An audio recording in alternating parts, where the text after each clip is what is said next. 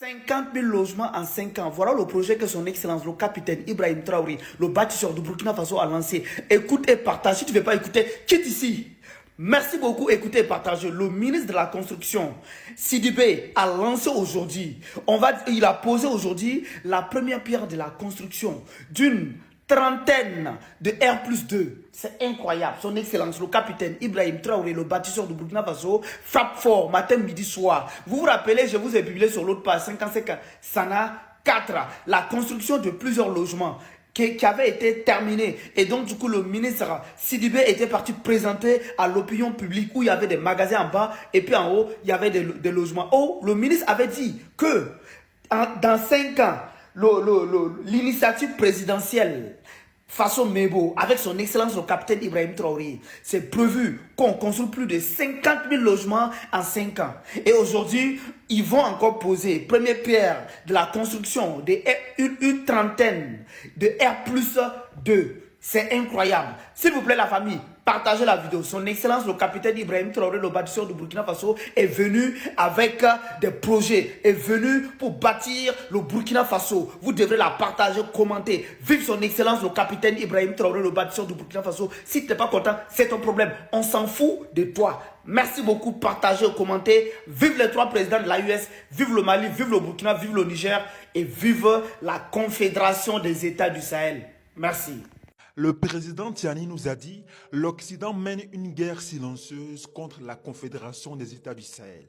Pas de missiles, pas de troupes, mais une guerre politique, médiatique et stratégique. » Dans un entretien exclusif sur la situation au Niger et la géopolitique dans l'AES, le général Tiani, président du Niger, parle de guerre indirecte. Ça veut dire pas d'attaque militaire directe, mais des manœuvres organisées pour affaiblir l'AES de l'intérieur. Il accuse la France de diriger 2 cellules secrètes actives dans la région. La première serait dirigée par Jean-Marie Bockel. Sa mission est de casser l'image de l'AES, briser son influence, discréditer ses actions auprès de l'opinion africaine. La seconde serait confiée à Christophe Guillou, ancien ambassadeur et proche de l'Élysée. Elle s'appuierait sur la DGSE, des diplomates et les réseaux de la francophonie. Selon le président Tiani, cette cellule utiliserait aussi d'énormes ressources financières pour influencer les élites, manipuler l'opinion et maintenir l'Afrique francophone sous contrôle. Voilà où on en est. Pendant que l'AES parle de souveraineté, d'autres travaillent à son isolement.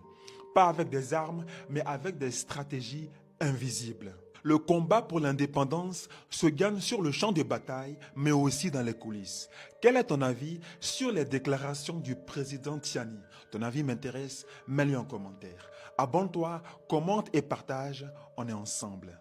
Le Burkina Faso a décidé d'interdire l'importation de pommes de terre sur son territoire. Depuis l'arrivée des nouvelles autorités burkinabè, ils ont décidé d'arrêter d'être la poubelle du monde. Je ne sais pas si vous vous rappelez, mais les autorités burkinabè avaient déjà interdit l'importation de vêtements de seconde main. Tout ce qui n'est pas bon, ils l'envoient en Afrique. Et les autorités burkinabè ont décidé de combattre ça.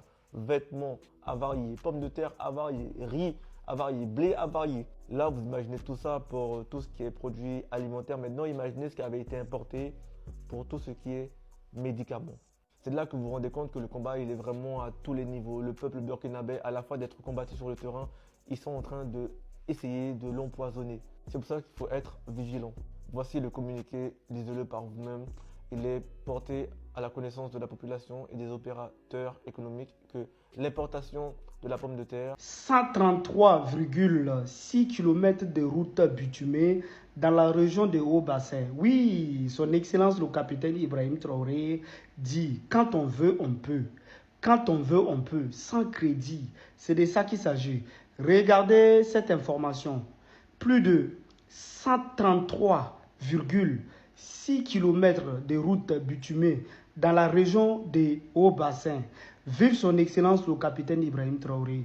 Oui, qui a dit que les Africains ne pouvaient pas? Qui a dit que quand on veut, on ne peut pas? On peut, tout est possible. Il faut juste mettre les gens qu'il faut dans les endroits pour pouvoir faire du bon travail. Merci beaucoup au ministre de l'infrastructure. Franchement, merci beaucoup pour le travail. Le travail a battu. C'est incroyable ce que nous sommes en train de voir. Oui, dans la région de Haut-Bassin, on dit plus de 133,6 km de routes bitumées. Merci son excellence le capitaine Ibrahim Traoré, le bâtisseur du Burkina Faso, qui bâtit le Burkina Faso matin, midi, soir sur tous les domaines. On te félicite, que ce soit au niveau de la santé, au niveau des routes, au niveau des écoles, l'éducation.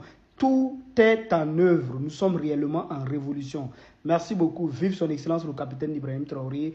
Vive son excellence le général d'armée Assimi Goïta. Vive son excellence le général d'armée Abdourahmane Tiani. Et vive la US et vive les 3 présidents de la US. Merci.